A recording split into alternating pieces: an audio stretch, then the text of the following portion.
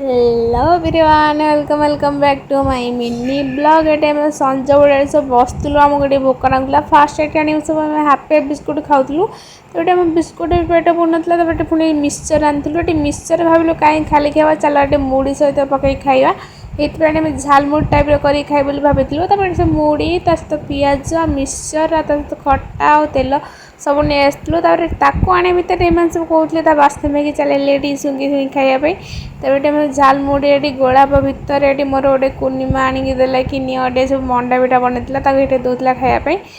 समस्ते गोटे गोटे खाले ये मोर दीटा खाई ये मंडा पिठाटा खाई मतलब कुनिया पुणी से पचारा कि खाई कड़ा केमी लगुच कहती कि हाँ मंडा पिठाटा ठीक ठाक लगुच मैंने भल लगुला मंडा पिठाटा भितर झालमुड़ी भी रेडी होता सब बजे सब खायापी।